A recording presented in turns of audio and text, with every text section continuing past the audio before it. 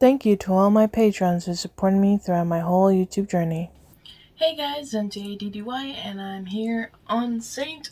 Patrick's Day or hashing of Pyro's Gotcha Day. So today, like 3 years ago, we got Pyro from the local PetSmart near us.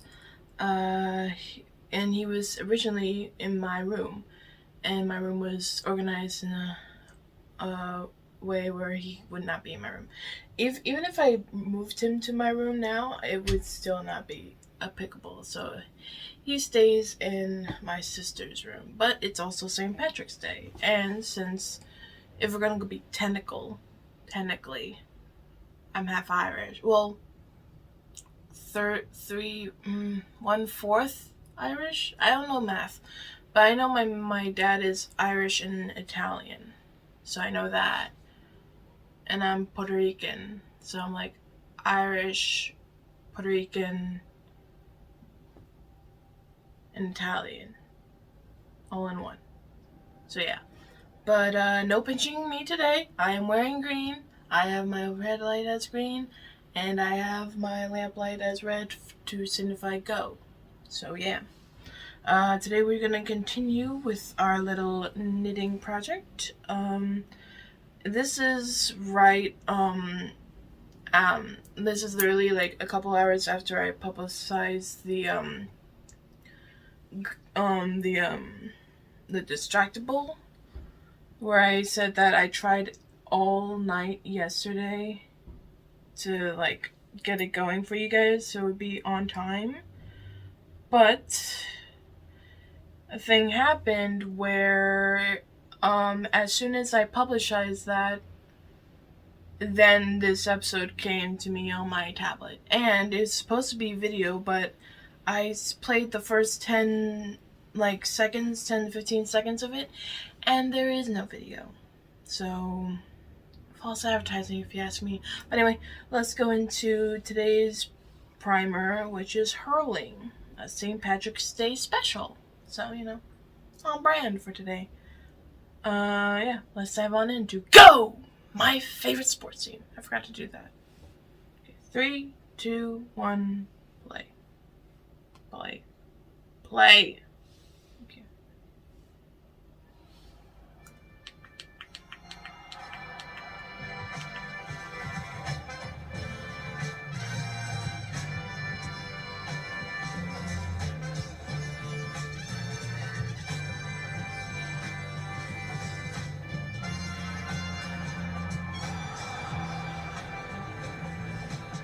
Hello, welcome. No, never mind, that's a bad intro. No, go with Go, that. go. Welcome, elegant listeners, to Go, my favorite sports team, your favorite sports podcast, the one that's been covering all of the winter phenomenon that's been happening around the world with giant piles of snow, which is why we've been covering snow sports so much. But today we're taking a break from it. But anyway, I'm Tyler Scheid, and I'm your sports master, your balls and holes king. And I'm joined by the ever illustrious Mark. Hi. Hi. I was saying your last name this time. Markiplier. Oh, I said Mark. I'm Markiplier. I'm never mind. Markiplier. It's Markiplier. Markiplier. Or Markup EPR, if you want to be French. So how you doing, Mark? How's you gotta reintroduce me. I'm not gonna speak unless you speak my true name. Yeah, I'm joined by the ever beautiful Markiplier. I was kind of hesitant on that, but I'll take it. Hello, everybody. Welcome back to another episode of Go My Favorite Sports Team. Today we're going What? Because it's evolving into my typical Let's Play spiel whenever I do some random Let's Play. But, I like to think of this a little bit higher brow than that. We do our research here, and I say we very, very loosely. I do not do my research. Tyler does his research. And then I learn the research, and therefore we do the research. Yes, we very much study heavily everything that we decide to talk about, especially ice hockey. That was the most research ever done, and the most thorough primer you could ever imagine. Are you ever going to go back to that just to prove them Yes. wrong. Yes, You I shouldn't. will. You should. I will. I don't want to do another one. I know hockey. We'll just talk about it later. That's a bunch of hockey fans. Just shows them who the most elegant fans of sports is. And it ain't hockey. Yeah, you know what? They're not cool enough to have like a part 2 like My Sports Life. That's Yeah, that's held exactly. for very illustrious and the ever most elegant of people and sports. Yeah, absolutely, 100%. Whatever you said is I believe in. Good. How's everything going with you, Mark? What are you up to? Let's have some small talk. Oh, I'm on the beach sipping momos and getting my tan on. I call it my tuh.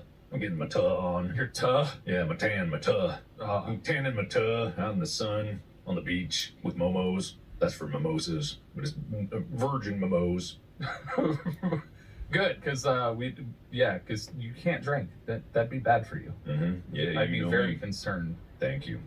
No, I'm busy all the time for everything because I'm making a movie. Yeah, Yep. and recording for Distractable and recording for Go. We don't mention that podcast here. Oh, right. Sorry. We don't talk about those idiots over there. I'm sorry. Neanderthals. Yeah. Those barbarians over there. Barbarians. They just grunt into a microphone for an hour and they call it a podcast. We Yeah. do the hard-hitting reporting of the hard-hitting sports.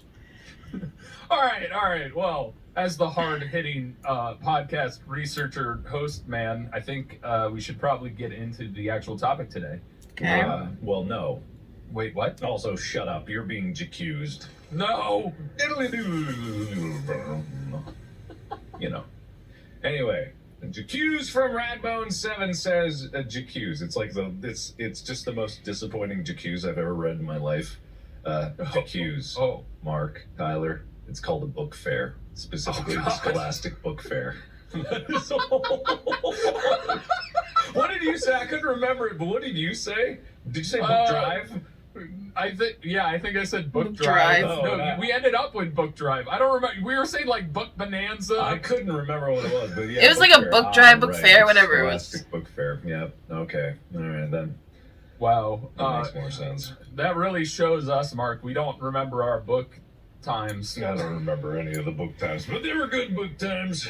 They were the best book times. And then there were sad book times. No. Anyway, next accused from Wolfgang9853. Lies! All lies! Tyler, you said skeleton was more dangerous than luge, but according to Winter Olympic sportscasters, luge is more dangerous because you have less control when you fall off. Granted, skeleton is scarier because you fly down a hill at top speed face first. I've never done either, so I'm no professional, but it does make sense that you would have more control falling off the sled in a skeleton format. Now, there's no statistics with this, but I'm assuming that they looked at some statistics here. Well, I did Google it at one point to see which one was more dangerous, and it did end up listing luge. But historically, from what I was told throughout my education and growing up and stuff like that, was the reason skeleton didn't come back in was because it was more dangerous. It's possible at the advent of changing the sled to fit into bobsled runs that became less dangerous in the way that they organized and created the sled, which is why they brought it back into the Olympics. But I am completely uncertain as to the statistics related therein. The problem was, usually if you end up having a crash while flying headfirst, I would think you would get more injured. Like your brain would get smooshed and your neck would break. Yeah, and it's compounded with the fact that before it got brought back, skeleton was done absolutely naked and lubed. So honestly, if they went out of control, they were like from their butt cheeks grabbing the ice, and they hit a corner wrong, they would just go flying, and then they wouldn't come back for sometimes days. I remember this from the luge primer. If you don't believe me, go listen to it. You'll see. Tyler said it. Yeah, I 100% totally did. That Mark never lies to you. Never. Never lie. Why would he lie? But also their debate about it being safer for rolling off or landing. Rolling off of your back is just as easy as rolling off of your stomach. Sure. I don't understand their argument about it's easier to get off the sled or wreck safer. And I'm like, I don't see the difference. Well, At least not I don't logically see that thinking. in their argument, though. Oh. Like more control falling off. It didn't say rolling yeah, the off. more control thing. Well, falling off would be like rolling off. Why would you have more control falling off head first as opposed to feet first? Think of it this way: if you're rolling on your ass, your limbs don't bend that way to grip the ground. If you're face down, you can technically grip the ground to steer you a bit more. You can apply more force in a downward direction. Whereas if you're on your back, you can't apply any force upward, and you get limited force downwards. Therefore, you could probably justify that. Yeah, you could probably figure it out. Yeah. But with your feet, no, I'm dumb. I think people are spiders, and if they flip upside down, they can't do anything. Anyway, next J'accuse. Tyler. During the luge primer, Tyler mentioned kangaroos being like the deer of Australia, says Fresh Honey 3033. I don't know why you were talking about kangaroos in Australia in the luge primer. I don't remember that. Nate, I don't either. We have deer in Australia. I've tried kangaroo, and it tastes a bit like steak with zero fat in it. You aren't missing much, honestly. Oh, it was when we were talking about the Yetis and eating, whether you'd eat Yeti or not. That makes even less sense. Well, we were talking about Yetis aren't in Australia. Maybe they are. Maybe we've been lied to all along. No, it doesn't make any sense. But yeah, I know there are deer in Australia, but it has to do with the population and the relation they're in, as in the kangaroo population has kind of become an overpopulation issue in Australia, whereas the United States, the deer population has become kind of an overpopulation issue, which is why we allow deer hunting so terribly for trophies and stuff. But making some bold proclamations for a man without an Australia degree. You're right. I don't have an Australia degree. This is just based off of what Australians have told me. And if they lied to me, then that's on them. Egg on my face. That's on them. Their fault. That's their fault. They should know their Australia better. Just like Australia has a camel problem. Does it? Yeah. Remember that the people brought over camels to traverse the outback and then let them go thinking they'd die, and then they started reproducing, and then now there's a camel problem in the outback because they're not native to Australia, and so the camels reproduce, and there's just these giant camel herds in the outback that are a problem. How egotistical for humans to say that camels are a problem just because they like to fuck. What? That was not the direction I expected you to go, but all right, that works. Just I guess rabbits are a problem too. Human egotism. Anyway, that's the end of the J'accuse. All right. Well, those were some hefty J'accuses. I was so unprepared to speak about animals and falling off of sleds. We got him this week, ghosts. We got him. All right, well, let's get into the topic because St. Patrick's Day is coming up. And you know what St. Patrick's Day brings? What? Celebration. For fun. For what? For what? I don't know, a lot of people in the U.S. just drank. Is it just a holiday about, like, Irish culture? Because if it's definitely leans heavily into stereotypes as far as the celebration goes. I don't know how the average Irish person... I just celebrate by wearing green and not getting pinched. Gold and all that, but that's all I've ever seen of it. I don't know if there's like some big core principle of it. Well, I mean, it celebrates the arrival of Christianity in Ireland and celebrates the heritage and culture of the Irish in general. That's the whole point of it. Okay, the more we know. All right, that concludes this week's episode. You now know everything you need to know about St. Patrick's Day. Listen, do you have a degree in Ireland? No, I don't. Maybe we should have had Sean come on and talk. Yeah, about we this. should have had Sean come on. No, he doesn't even live there anymore. Anyway, apparently but he the knows. Celebrations involve parades, festivals, wearing of green attire, and shamrocks and stuff like that. But it's basically celebrating the patron saint of Ireland, which was St. Patrick. Okay. So that's why St. Patrick's Day exists. In the U.S., it's an excuse to go out bar hopping, drink green beer, and make leprechaun traps in elementary school. Oh, what? Yeah. Did you not do that? Did you not do that? We went to the same elementary school. Yeah, but I started out in a private school for a little bit. Oh, well, yeah, we in kindergarten and like first grade, we made leprechaun traps. How terrible. I know. It was like a house. Calm down. Did you catch any? No. No. Well, it wasn't a very good trap then.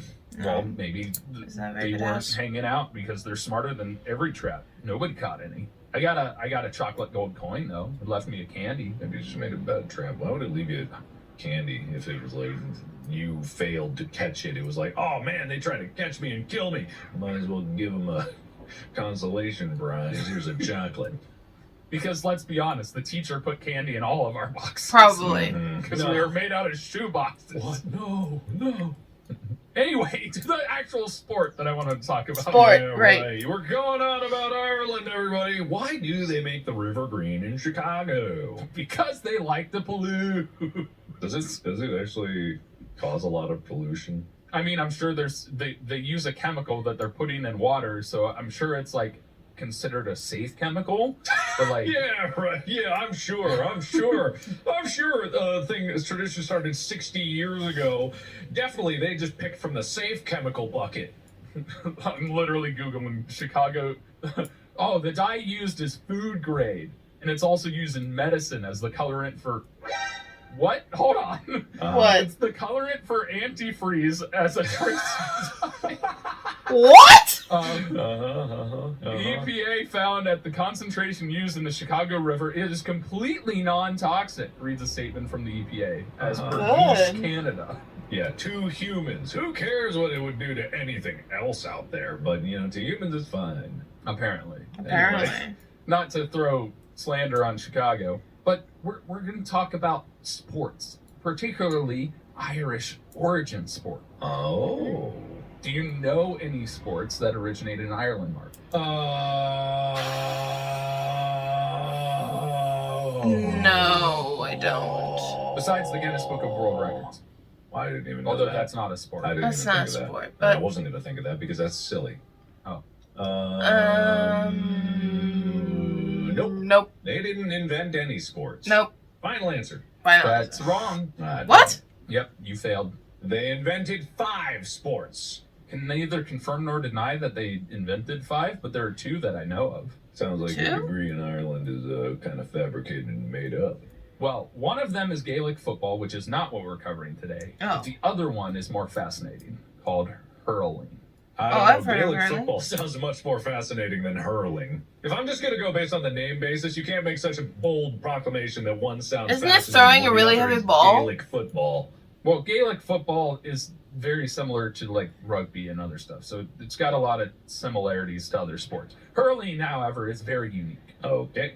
And hurling happens to be the national sport of Ireland. Oh, really?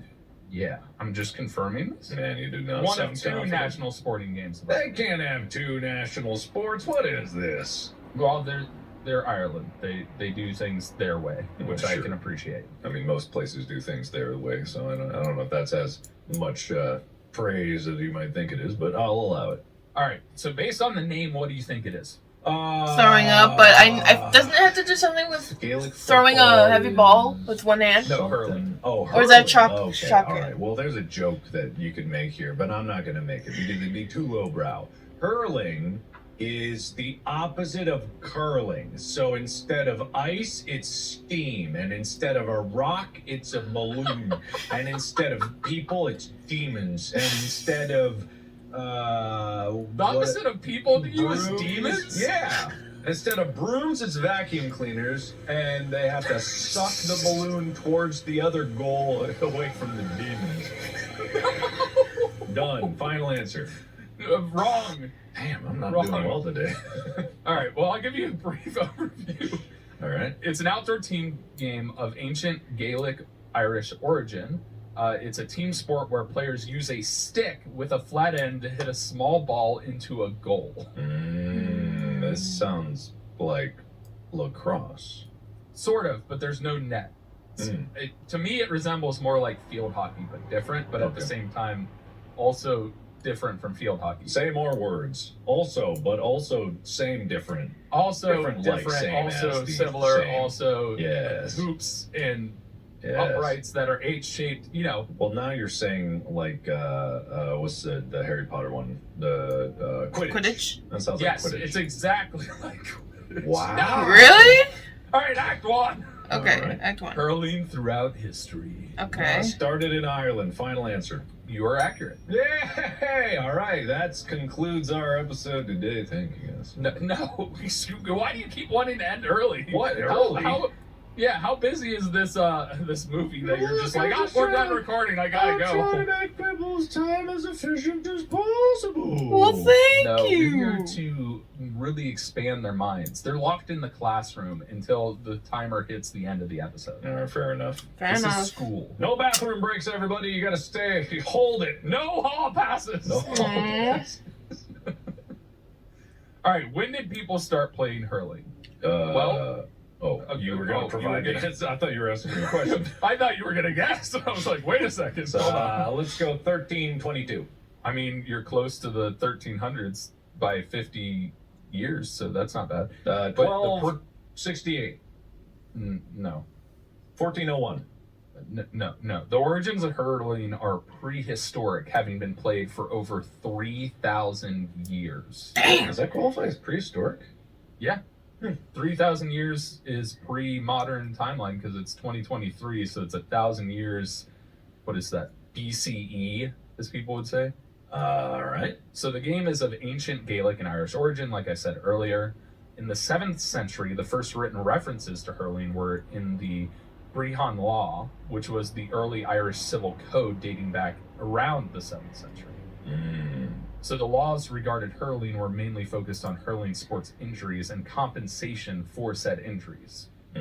Which I imagine had more to do with the fact that people were paying other people that they injured because of liability issues. Which is crazy to think, going back to 7th century, that would be a thing. But very interesting. That is interesting. In the 1300s and 1367, this is the date I said you were kind of close to by 50 years. Okay. Hurling was banned in the statutes of Kilkenny. Why is it Kilkenny? Why does that make me think of South Park? Oh, I couldn't imagine why. Oh, I have no idea why. It's a mystery we'll never solve. Oh, well. Players were threatened with fines or imprisonment, yet people still continued to play. Statutes read. Imprisonment? Why would they be imprisoned for that? Because they were You had breaking the people law. lugeing down mountains right into the middle of the road. People didn't go to prison for that. Oh, you're right. At least it wasn't stated, but this is Ireland. They weren't sledding down into the streets. All right. But the statutes read, do not henceforth use the plays which men called hurlings. What? With great sticks and a ball upon the ground, from which great evils and maims have arisen. What is happening? That's what the statutes read. I was reading the statutes. Were they read like that originally as it was written? Well, I don't know how to do an Irish accent, so if you want to try, I can send you What even was? Yeah, give me that. All right, God, I'm gonna send here we it to you go. right now. There we go. I believe in your Irish accent All right, far I'm more so than ready. No, So you and ready. Ethan Channel did a your inner- terrible job. This is gonna Do go. not henceforth use the plays which men call hurlings, with great sticks and a ball upon the ground, from which great evils and maims have arisen. And that's your Irish. Bravo. Thank you. Bravo. All right, so in the 1500s, there also was a similar ban enacted in Galway in 1527. However, the ban was ignored, just like Kilkenny. The Galway ban stated, at no time to use me occupy ye hurling of ye little ballet with the hooky sticks or staves. I don't know what that was either, but I loved it. I love that one. You keep that one in your back pocket for a special time. You keep that one. All right. I'll make sure it's saved. It's saved. Yeah. I didn't catch anything of what you said. Could you say it in your normal accent? At no time to use ni occupy ye hurling of ye little ballet with the hooky sticks or staves. Huh. Interesting. I still didn't understand what you said. Me neither. Listen, I'm reading and I don't understand it. Is this a eulogy? We're just sad. No. All right, just Nothing will ever be as good as that eulogy, Mark. That's good. What's wrong with you? It was a beautiful eulogy. All right, despite the attempted bans over the years, hurling flourished throughout the medieval period and post-medieval, with the games drawing large crowds and often having Anglo-Irish patrons. So a lot of people came to watch people get beat up with sticks. As it continued to thrive and continued to be just as violent, in the diaries of, oh my god, I cannot pronounce this name. Wow, that's a weird name. I'm gonna send this to you, and you're gonna. All right, I got this, guys. Don't worry. got it? That's what I'm here for. I believe in you. I'm not even gonna try because this That's is what I'm all about. Oh my god. Okay. I'm Lyle Sullivan. AMHLAOIBH space capital O space capital SUILLEABHAIN, and there's a lot of accent marks on a lot of those letters. I won't tell you which ones. I'm lovely. I'm lovely Sullivan. I'm Aloyan Sullivan. It sounds like a Harry Potter spell. Yep. A game in 1827 was described. It was a good game. The sticks were being brandished like swords. Hurling is a warlike game. The west side won the first match and the east the second. You could hear the sticks striking the ball from one end of the green to the other. That accent toured the world. I'm impressed. That went places. That did Listen, things. I didn't know where this guy was from, so I just tried to cover all of my bases. Funny thing, I didn't know either. I didn't know where that guy was from. Unfortunately, in the 1800s, the Great Famine struck Ireland, and there were cultural/political changes such as the Act of Union. These events nearly wiped out all forms of hurling that were played at the time. What is the Act of Union? Because I have in my head a definition of the Act of Union, and I don't know what that means to them. So, the Act of Union came into effect on the 1st of January in 1801, in which the Irish Parliament was abolished. Ireland was given 100 MPs at Westminster, whilst the Irish peerage were represented in the House of Lords by 28 of their number who served for life. So it was union between Great Britain and Ireland. So it's when I guess Ireland joined. Okay. Yeah.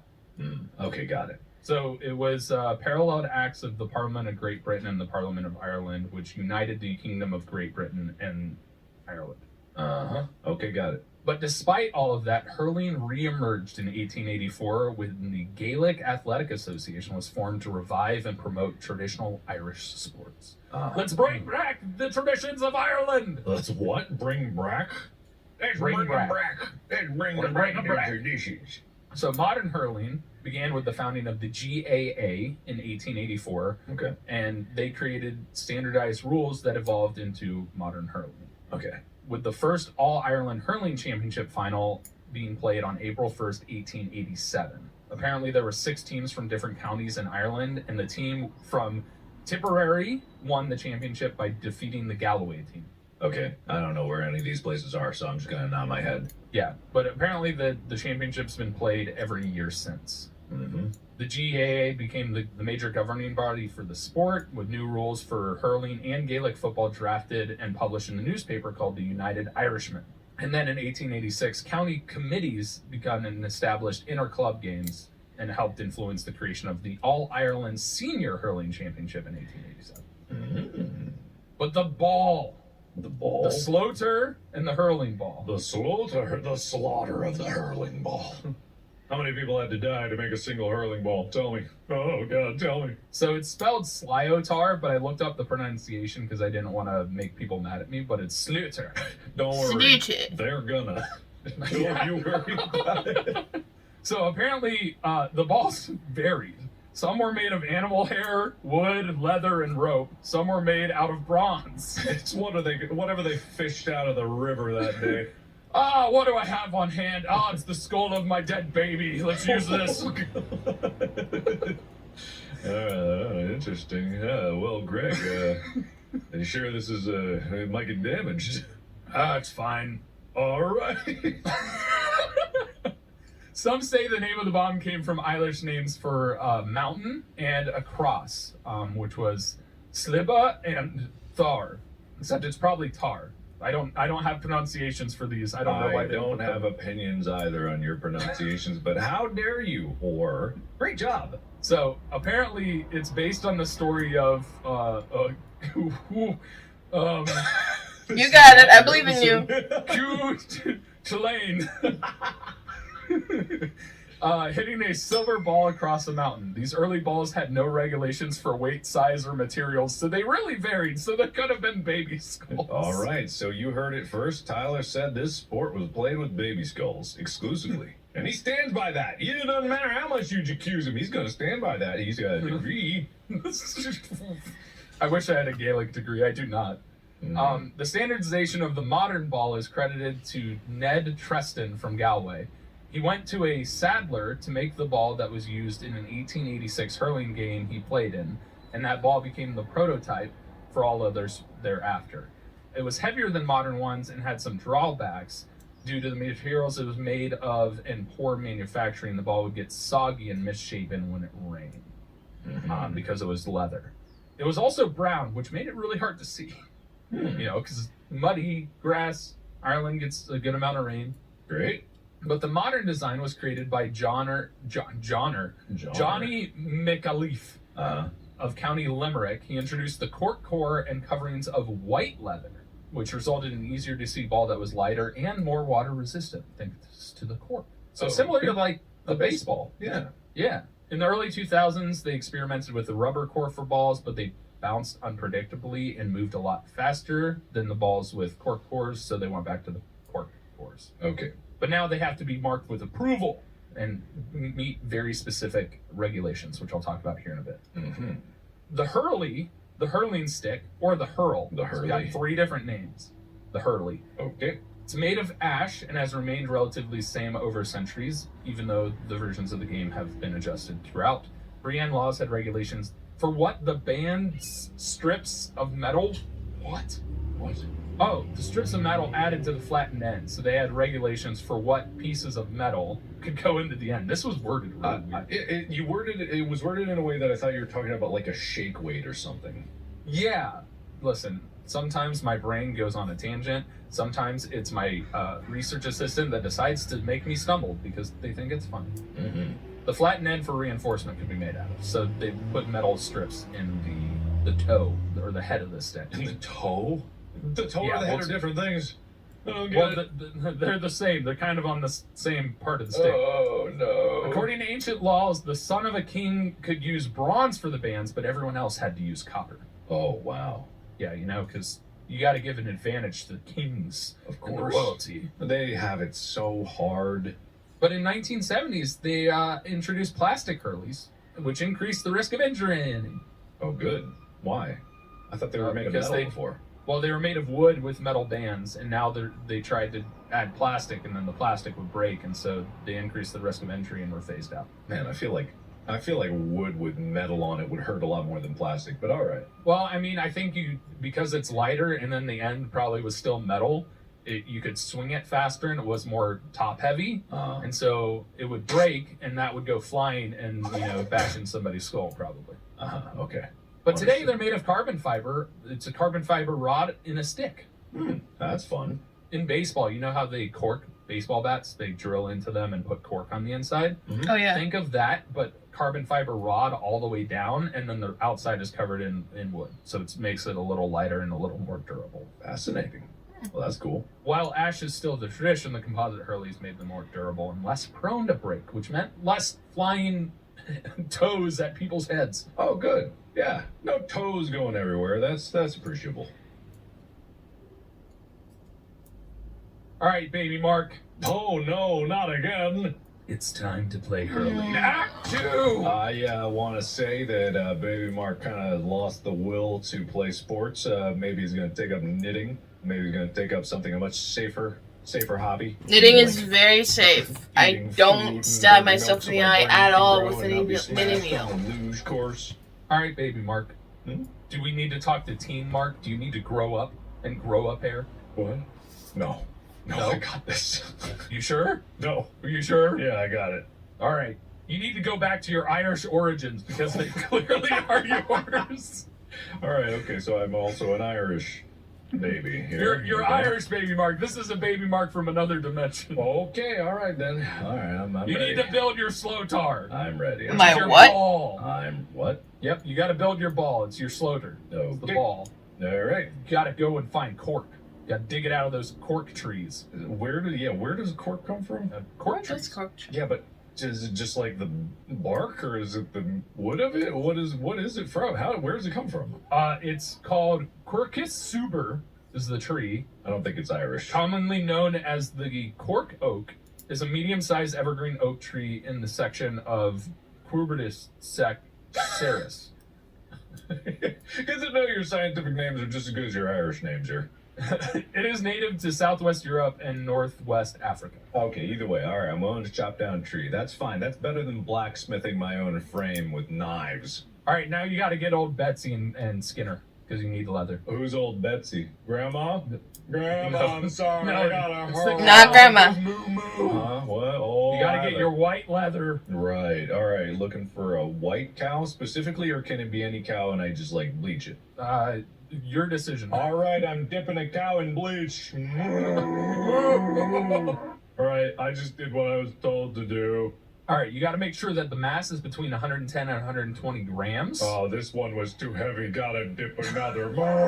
No, this is the ball, not the cow. Oh, the ball. Okay. All right. I'm just a baby. You just dipped a baby cow in. Mark, no. I mean, I needed it lighter, but whatever. I guess we're having veal tonight. I can't undip it. Well, you don't want to eat it. Bleach is very toxic. It'll be fine. It's like the Chicago River. Yeah, exactly. It's food safe. It's food safe. Food safe bleach. All right, I got my cork and I got my leather. All right, the rib height must be 2 to 2.8 millimeters. Well, this cow's ribs were too tall. I'll get another. That poor cow. Ian was a rib pun. So, yeah, the ribs are like the stitchings. So I gotta stitch a cow before I dip it. Got it. Yeah, so the rib height must be 2 to 2.8 millimeters, and width of the stitchings be 3.6 to 5.4 millimeters. Okay. The leather cover can be 1.8 to 2.7 millimeters and laminated with a coating of no more than 0.15 millimeters. That's a really thin coating.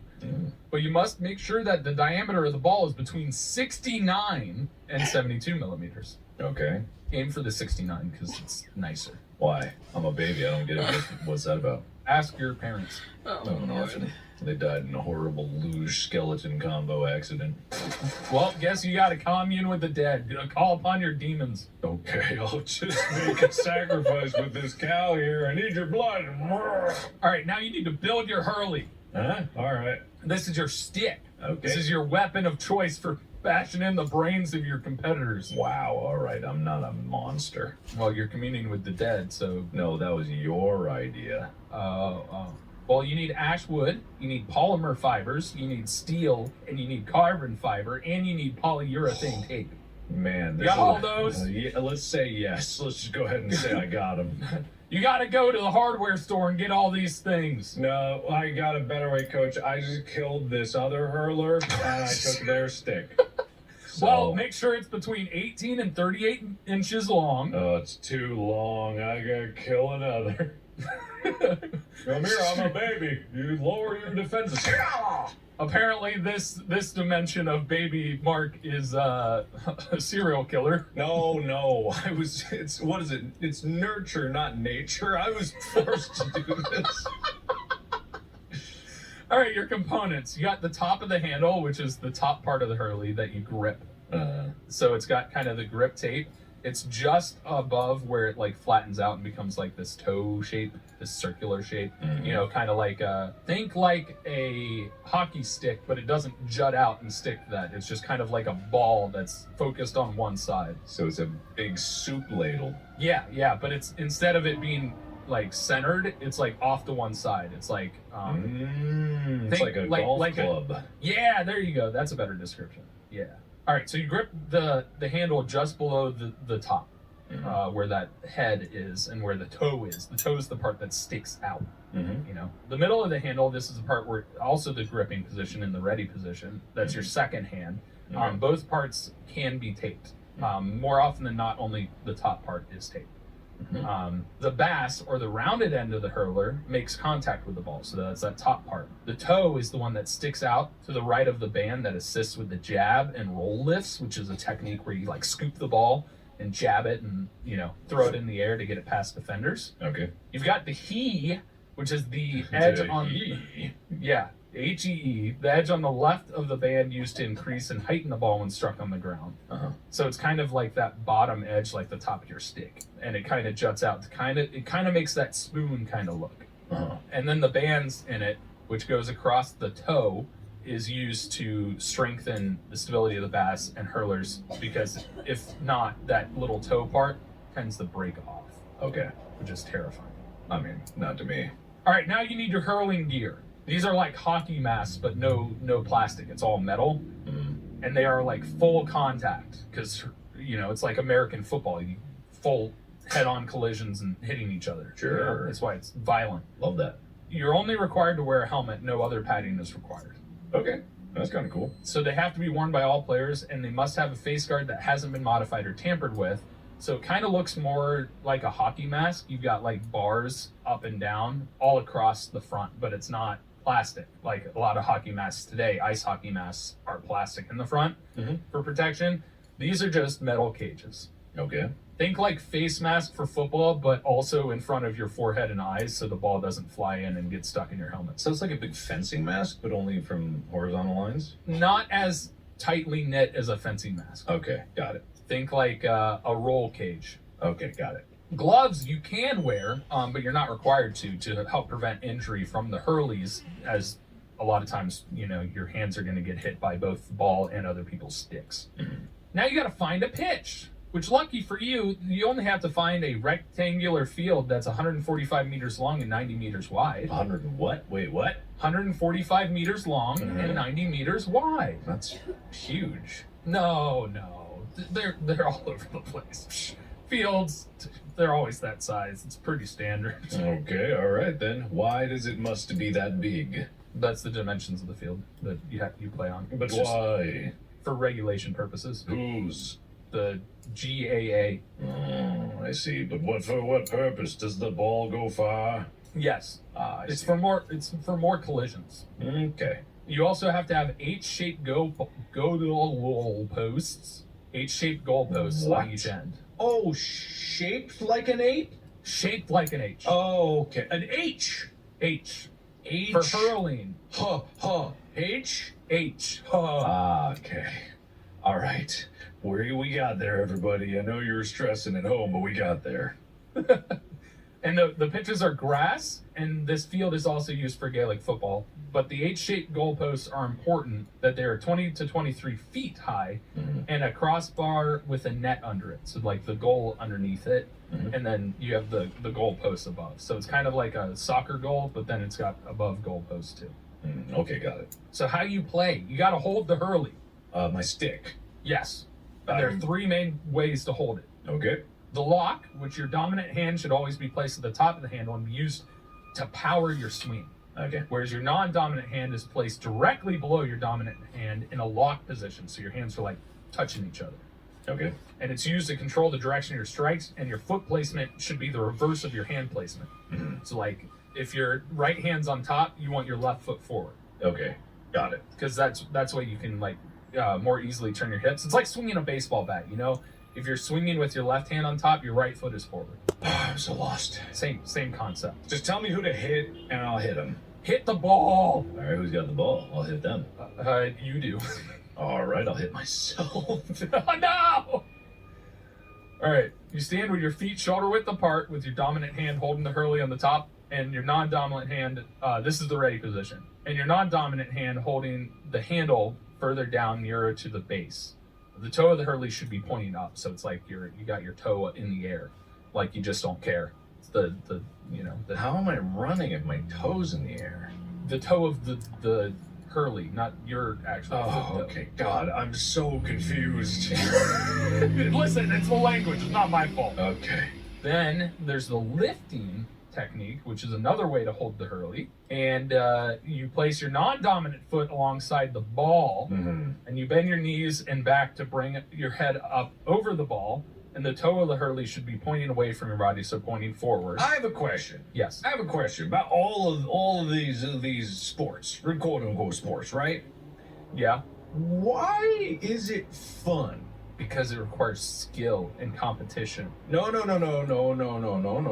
not what I'm saying. The whole thing about sports, and I know it, it's to pass time. Why is this what makes it? There's kind of an element that I'm missing here of like, There's one thing to tell someone what a game is. There's another to paint a mind palace of the feeling you get either when you're playing it or watching it. I've killed so many cows. I've killed so many hurlers. I want to know. I want to feel in my heart. Why is this the sport for someone out there listening? What touches the soul of hurling? Well, it's Gaelic historical tradition in Ireland. No, It's not facts. I don't want facts. It's teamwork. You got social play. There's violence, so you can let out your stressors. No, these are facts. I'm in the stands. I'm in the stands. You know, there's collisions. There's balls flying everywhere. Tell me goals a being scored. A story. I've never played. Well, what does it look like? What does it feel like? What does it taste like? Tell me, what is it? How many people are on a team? There are 15 players on each team. I'm in the stands. It's young baby me with a tiny plastic toy hurley stick in my palm. All right. And I'm looking out. No, I'm telling you now. You had your chance. It's my turn. Oh, okay. I'm looking out at the field, and I don't know much, but I do know that my parents are excited, and therefore I'm excited. The crowd feels it. They rumble with anticipation, waiting for the match to start. And then an enormous cheer rings out. And it picks up like a hurricane. It swirls around me, and everyone's standing and stomping and screaming. And I try to see, but I can't see. But then my dad picks me up and puts me on his shoulders, and I look out on the field, and I see 15 players from my city, are out on that field. The best hurlers that I could have ever known. I still don't know what it is, but I know that they are the pinnacle of this sport. And then comes another team from another town. And there's some cheers, but there's boos too. But it's all in good spirit. And then, before I know it, the match starts. What do they do, Tyler? The referee throws the slitar, the ball, on the halfway line between the 4 midfielders. The 2 from your team and the 2 from their team. Wow. All at the center line. Yeah. Fight breaks out to get to the ball and take control. You've got your 3 backs, 3 halfbacks, 2 midfielders, and 2 half forwards and 3 forwards working together to try and pass it between them to score the ball either a point or a goal. Points are scored when the ball going through the poles above the crossbar. Wow. And goals are scored by getting the ball into the net below the crossbar. Wow. 1 point for the point going above and 3 points below. When it goes in the goal, crowd erupts because that's an amazing feat because there's a goalkeeper defending it. You could launch it high in the air to get 1 point, but to score that goal, it's something special. That's incredible! He did it! He did it! Yeah, it's amazing! Wow. Now that the goal is scored, there's a puck out where a player, usually the goalkeeper, will strike the ball back into play with the hurley from the front of the goal area, the square in front of the H. Oh, wow. He threw it so far. Both teams must battle for possession of the ball once again, once it's back in play, to get control and to be able to pass it to score another point or to score another goal. The overall winner is determined by the total number of points scored, calculated by adding the point values and the goal values, obviously, the 1 point and 3. Obvious. I look up at the big board and I see the numbers. I don't know how to read a clock. I'm like, how much time is left? Inter-county matches are 70 minutes, 35 minutes per half, and all other matches are 60 minutes, only 30 minutes per half. And then I look up to my dad. I'm like, of course, we're in the county lines. It's a 70-minute match. There's only 15 minutes left. It's tight. It's a close match. All your team needs is to score 1 more goal to take the lead because they're down 2. Jesus Christ. They dribble the ball. The man uses a frontal block to prevent the other team from scoring, sticking his stick in the air. Then he hooks it, traveling behind another opponent to his teammate. There's a shoulder clash as both guys collide. Good thing they have helmets. A big ground flick to launch it really far towards a teammate to try and get possession downfield. He bats it over the head and down, and it bounces off the ground and into the goal. 1 minute left. Of course, as he follows through on the bat swing, it nails your least favorite player on the other team in the head. Yes, he's probably dead. Known as the double whammy. Oh my God, is that more points? No. Okay, it's fine. But you're still worried because you want to make sure the guy's okay. Nah. See, now I have a picture of it. Now I feel it. I feel that, the ebb and flow, the energy. Ooh, that's the stuff. Now I can feel hurling. Yeah. And with all these beers baby me's been chugging, I want to hurl. Oh, you're gonna hurl Yeah, all that green beer from St. Patrick's Day. You're gonna hurl. Joke in there somewhere. Couldn't have done this episode without it. Yeah.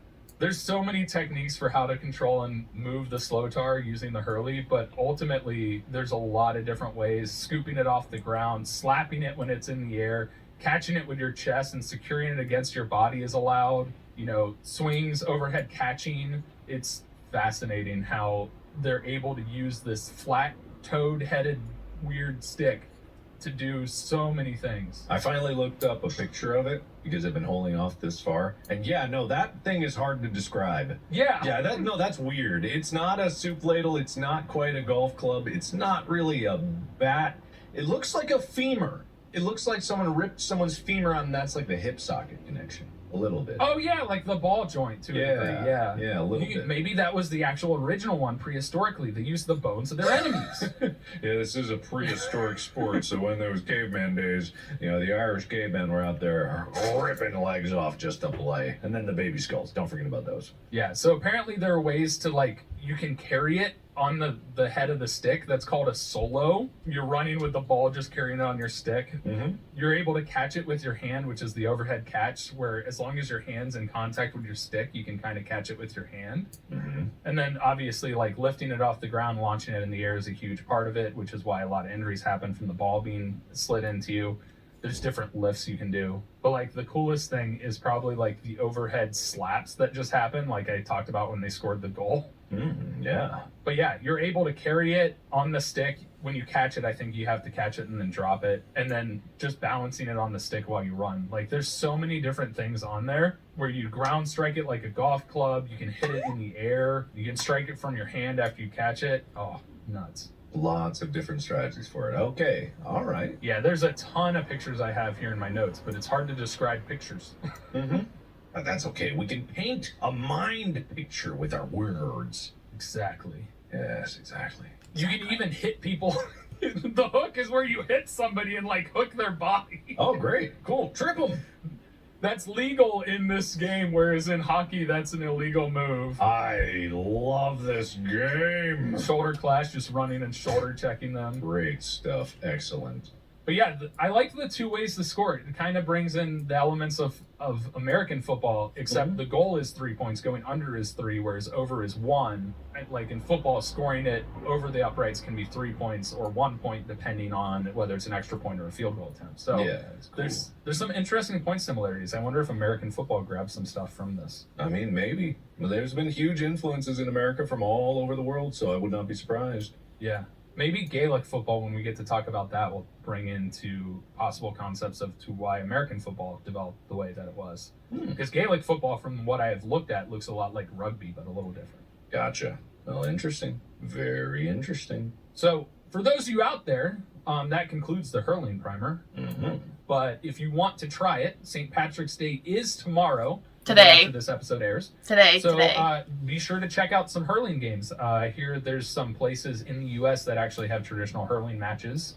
There's apparently a All-Ireland Clubs final of hurling at Croke Park in Dublin. Wow.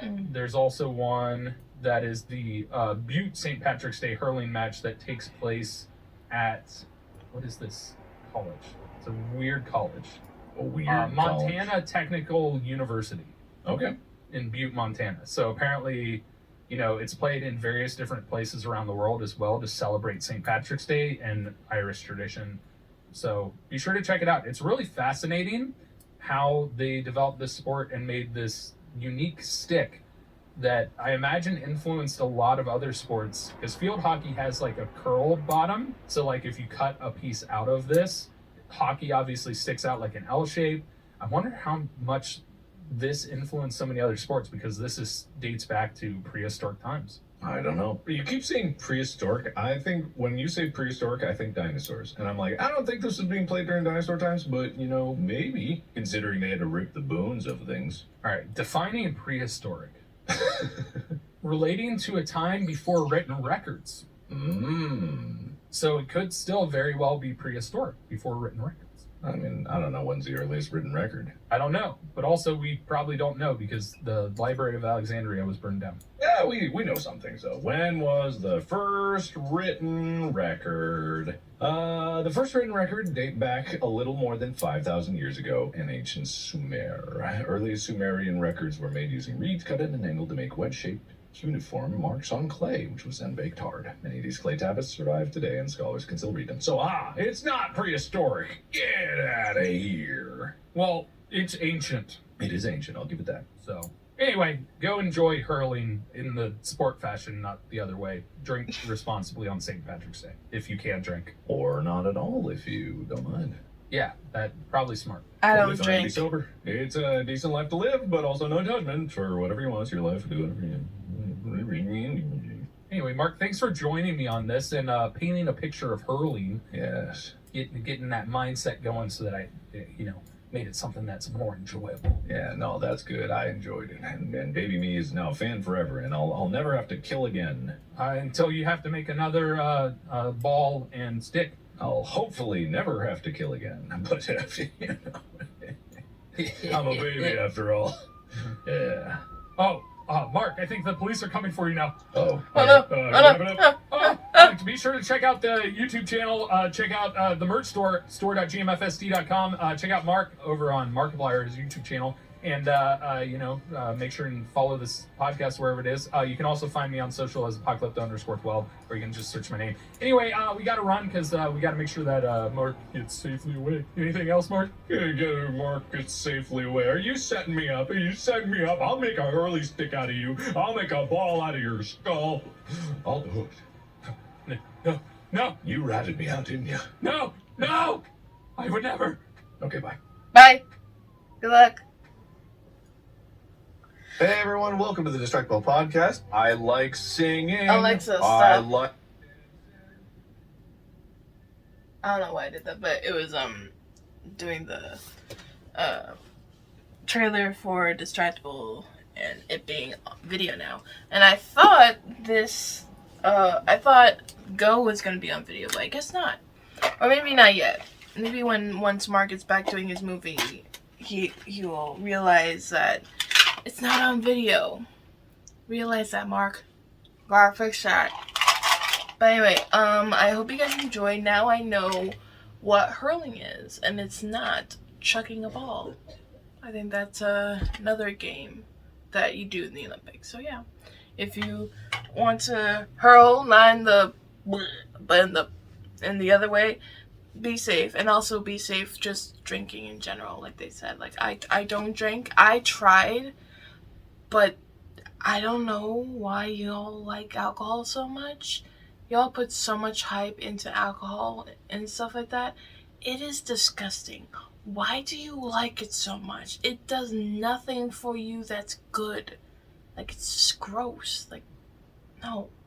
Anyway, I'll see you guys later. This has been M.A.D.D.Y. I don't know, but maybe I'll look up some videos of hurling. Not the puking kind, the sports kind. After this.